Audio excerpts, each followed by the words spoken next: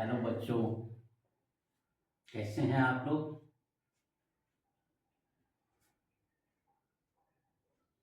पिछले क्लास में हमने सजेस्ट किया था आप लोगों को लिंक पर कि जितने भी अब तक क्लास हमने लिया है सभी को रिवाइज कर दीजिए। तो हमको लग रहा है कि सब लोग रिवाइज करके बैठे होंगे आज क्लास में। अभी कुछ लोग जुड़ रहे हैं, चलो जल्दी जल्दी से जुड़ जाओ लिंक पर सारे लोग। तो जितने भी लोग हैं सारे लोग रिवीजन जरूर कर लिया करो। पिछले क्लास में हमने रिवीजन करने के लिए सजेशन दिया था। अब तक जो हम लोग डिस्कस कर चुके हैं वो हम लोगों का डिस्कशन चार्ज पर, इलेक्ट्रोस्टैटिक फोर्स पर, इसके बाद विद्युतीय द्विध्रुव इलेक्ट्रिक डायपोल पर हम लोग कर चुके हैं डिस्कशन। तो यहाँ पर जब इलेक्ट्रोस्टैटिक फोर्स हम लोग पढ़ रहे होते हैं तो ये बात आता है कि इलेक्ट्रोस्टैटिक फोर्स में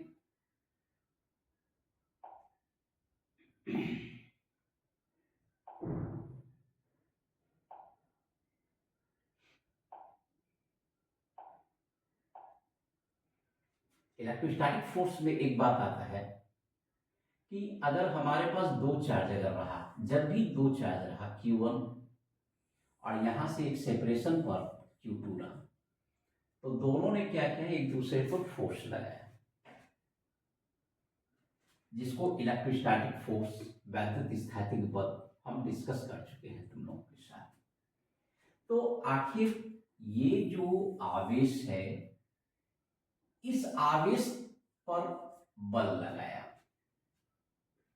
तो इस आवेश का कोई तो एक एजेंट होगा जो यहां पर पहुंचा होगा बल लगाने के लिए। उसी तरह से यह आवेश है, इस आवेश ने इस आवेश पर बल लगाया, तो श्योर है कि यहां पर भी इस आवेश का कोई एक एजेंट होगा जो Q1 पर फोर्स लगा रहा है। Q2 का कोई एजेंट होगा जो Q1 पर फोर्स लगा रहा है, Q1 का कोई एजेंट होगा जो Q2 पर फोर्स लगा रहा है। वह चीज है क्या एक्चुअली? कोई तो ऐसा इनविजिबल चीज है जो यहां से जाकर यहां पर फोर्स एक्सर्ट कर रहा है। कोई ना कोई एक ऐसा इनविजिबल है फैक्ट जो जाकर वहां पर फोर्स एक्सर्ट कर रहा है। क्या चीज है ये? एक इनविजिबल है, दिखता नहीं है किसी तरह से, लेकिन इसका इफेक्ट यहां तक काम कर रहा है। तो इस बात को समझने के लिए हम लोग एक टर्म समझेंगे यहां पर, और इंपॉर्टेंट चीज है वो क्या है? वो टर्म है इलेक्ट्रिक फील्ड।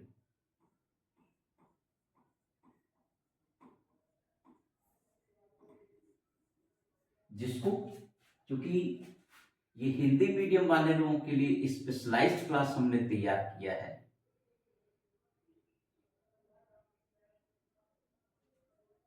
तो इसलिए सारे वर्ड को हम लोग हिंदी में डिस्कस करेंगे। जितने डिफिनेशन होंगे सारे हिंदी में डालेंगे। इंग्लिश मीडियम वाले लोगों के लिए फिर अलग क्लास है। इस क्लास में कोई भी इंग्लिश मीडियम वाले बच्चे ज्वाइन करने से कोई फायदा ना होगा। कारण है कि यहाँ पर एकदम हिंदी वाले ही वर्ड सारे यूज होंगे। हम भी हिंदी मीडियम में ही क्लास लेंगे। इंग्लिश मीडियम वाले लोगों के लिए अलग क्लास है, वो हमको लिंक पर कांटेक्ट कर लीजिए। जो लिंक दिया गया है उस पर कांटेक्ट कर लीजिएगा। क्योंकि कुछ बच्चे मैसेज करते हैं सर इंग्लिश मीडियम, तो इंग्लिश मीडियम के लिए अलग है, फिर उसका जो अरेंजमेंट है वो अलग है फिर। तो यहां पर हम लोग जानेंगे इलेक्ट्रिक फील्ड। इलेक्ट्रिक फील्ड विद्युतीय क्षेत्र।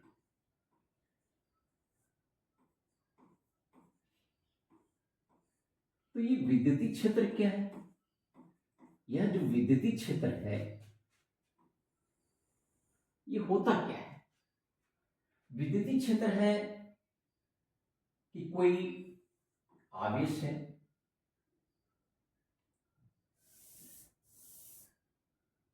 कोई आवेश है, तो इसके चारों ओर का क्षेत्र, मान लो कि ये आवेश है, वैसे तो ये शेप में है, हम लोग पॉइंट आवेश के लिए बात करेंगे, बिंदु आवेश के लिए बात करेंगे। तो यदि कोई बिंदु आवेश है तो उसके चारों ओर का क्षेत्र ये बिल्कुल त्रिविमी शेप होगा। तो त्रिविमी आकार में, त्रिविमी क्षेत्र में चारों तरफ जहां तक इसका आकर्षण या विकर्षण बल लगता है, उस चारों ओर के क्षेत्र को विद्युतीय क्षेत्र कहेंगे। तो यह आवेश जहां तक बल लगा सकता है, हमने सपोज किया ये लिमिट है इसका फोर्स लगाने का, इसके बाद बल का मान क्या हो जाता है, 0 हो जाता है।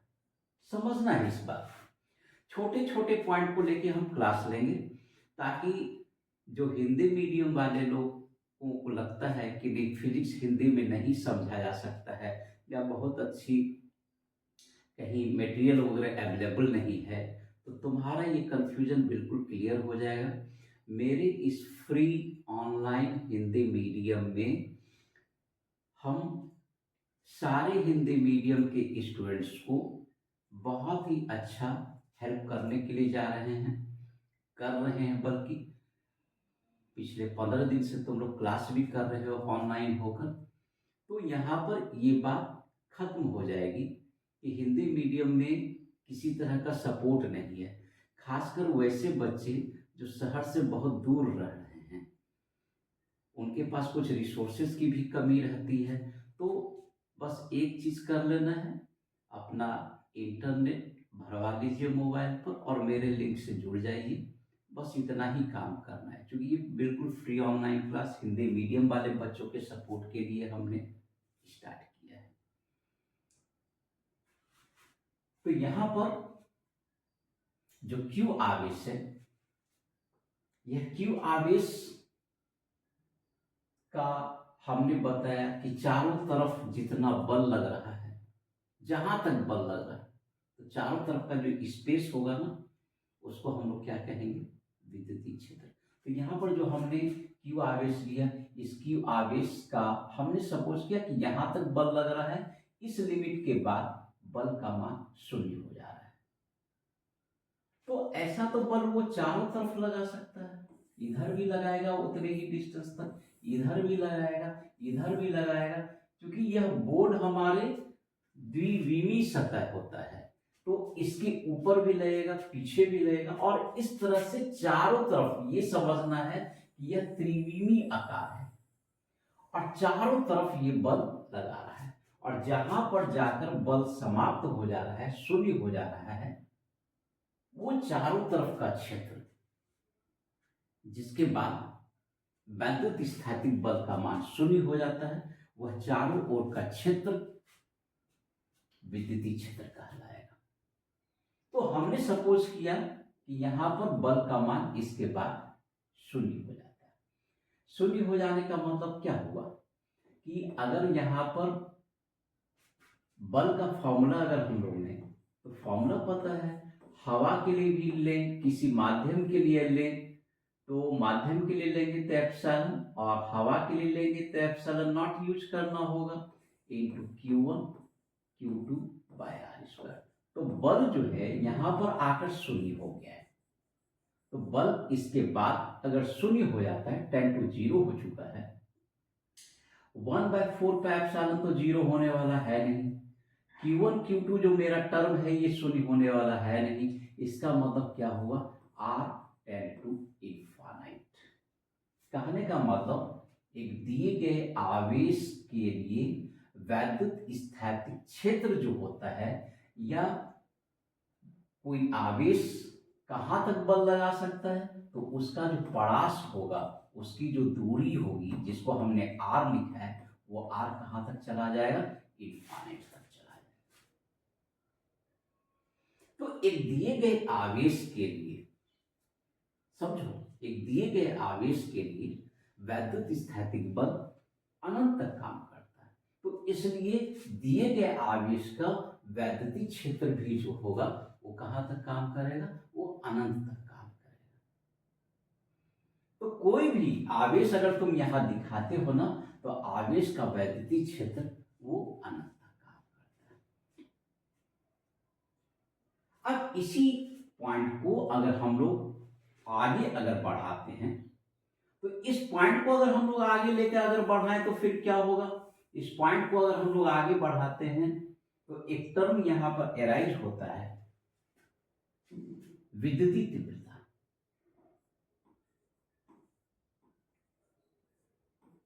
विद्युतीय तीव्रता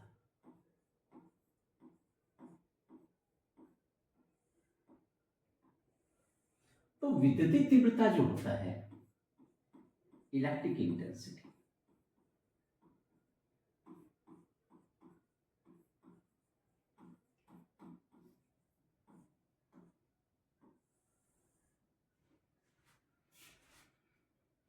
क्या होता है, जिस तरह से हमने यहां पर दिखाया कि कोई क्यू आवेश है, इसका विद्युतीय क्षेत्र का जो परास है अनंत तक है, मतलब वह अनंत तक जाकर बल्ब लगाता है।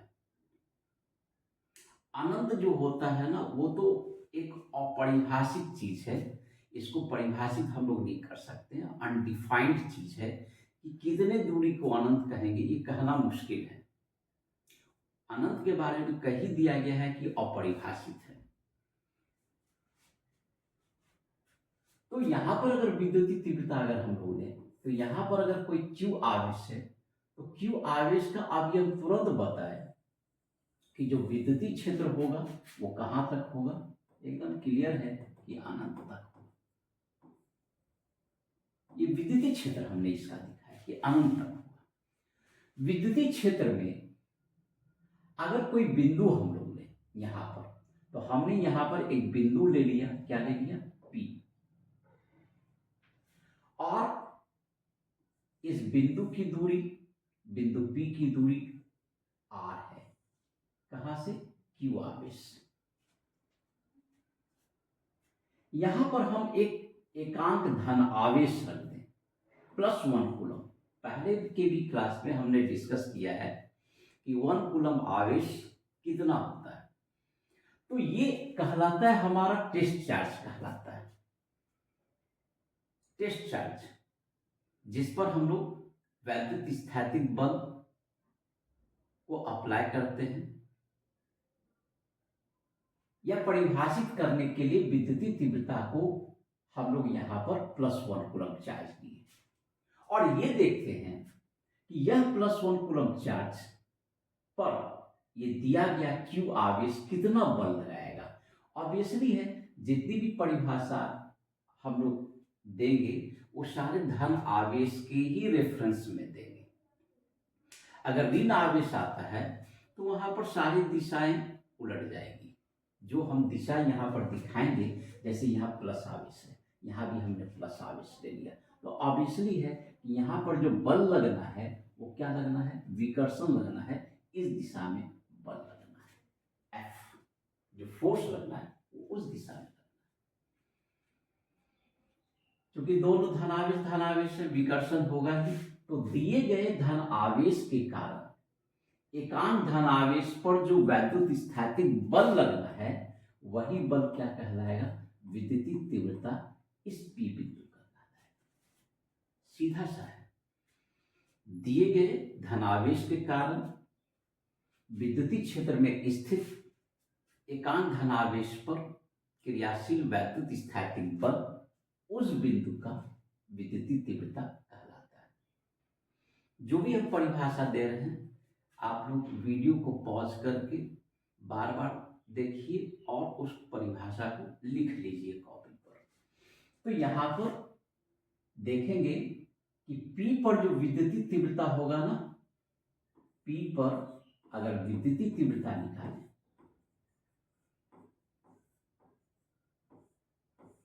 और यह विद्युतीय तीव्रता जो है फिजिक्स का एक इंपॉर्टेंट कंसेप्ट है 12th क्लास के लिए, क्योंकि विद्युतीय तीव्रता लगभग हर एक चीज, हर एक चैप्टर पर काम करता है, इसलिए इसको बढ़िया से समझ लेना है। विद्युतीय तीव्रता ही कंट्रोल करेगा पूरा इलेक्ट्रोस्टैटिक्स, करंट, इलेक्ट्रिसिटी या उसके आगे फिर। तो P पर विद्युतीय तीव्रता जो होगा, P पर विद्युतीय तीव्रता क्या होगा, इसको तो E से हम लोग इंडिकेट कर देंगे, लेकिन यह होता है +1 कूलम आवेश पर वैद्युत स्थैतिक बल, वैद्युत स्थैतिक बल।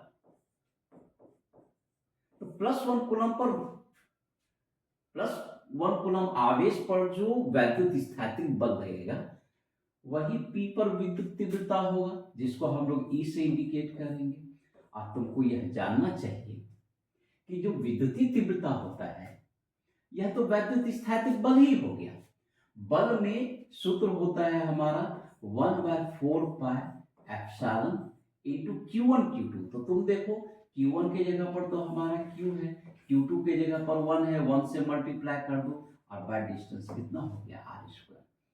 इस फॉर्मूला को और इस कंसेप्ट को एकदम अच्छे से जानना है कि एकांक धन आवेश पर, P पर जो एकांक धन आवेश है उस पर जो वैद्युत स्थैतिक काम करेगा, वैद्युत स्थैतिक बल जो लगना है, उसे ही हम लोग विद्युतीय तीव्रता कहेंगे। एक्चुअली इस विद्युतीय तीव्रता का सिग्निफिकेंस क्या है, तो अभी हम बताए थे तुमको यहाँ पर विद्युतीय क्षेत्र के बारे में, और विद्युतीय क्षेत्र के बारे में जो हमने यहाँ पर डिस्कशन किया, ये विद्युतीय क्षेत्र के बारे में हमने तुमको बताया कि अनंत तक काम करता है विद्युतीय क्षेत्र का मान।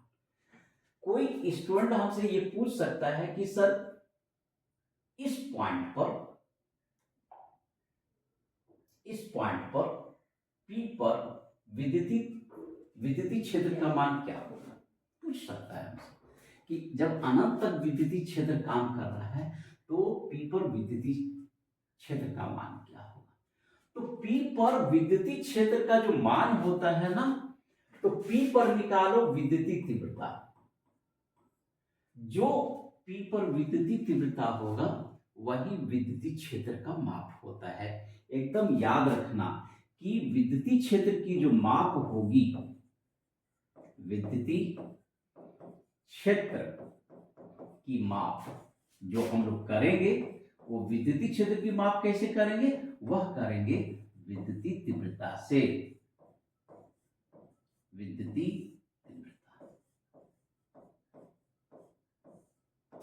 तीव्रता से करेंगे कि विद्युतीय क्षेत्र की माप जो होगी वह विद्युतीय तीव्रता से करेंगे। इस तरह से जो अभी हम बता रहे थे कि यहां से लेके यहां तक बल लगा रहा है, बल लगाने वाले उस एजेंट का नाम विद्युतीय तीव्रता है, और विद्युतीय तीव्रता के कारण विद्युतीय क्षेत्र उत्पन्न होता है। लेकिन आखिर ये विद्युतीय तीव्रता भी उत्पन्न करने वाला तो कोई एजेंट होगा कि आखिर यहां पर जो पूरा बल अनंत तक पहुंच रहा है, आवेश तो यहां पर स्थित है लेकिन अनंत तक वो बल लगा रहा है, तो आखिर कौन सा एजेंट ऐसा है जो माध्यम में चलकर दूसरे आवेश पर बल लगा रहा है। यहीं पर अगर हमने Q आवेश अगर हमने लिया है तो हमको खोजना पड़ेगा कि इस Q आवेश के कारण, ठीक है +1 कूलम पर आवेश लगा, हमने उसको विद्युतीय तीव्रता कह दिया, लेकिन आखिर +1 कूलम आवेश तक बल लगाने वाला एजेंट कौन पहुंचा, कौन ऐसा है जो कि वहां तक बल लगाने वाला एजेंट पहुंचा, ये हमको यहां पर समझना। उस एजेंट का नाम है विद्युतीय बल रेखाएं, इलेक्ट्रिक लाइंस ऑफ फोर्स। जो विद्युतीय बल रेखाएं हैं वो काम करेगी। तो अगले क्लास में हम विद्युतीय बल रेखाओं पर काम करेंगे, ठीक है। नेक्स्ट क्लास हमारा विद्युतीय बल रेखाओं का। आज विद्युतीय क्षेत्र और विद्युतीय तीव्रता पर आप लोग काम कर लीजिए, रिवीजन कर लीजिए। फिर हम कल के क्लास में आते हैं विद्युतीय बल रेखाओं के साथ। ठीक है।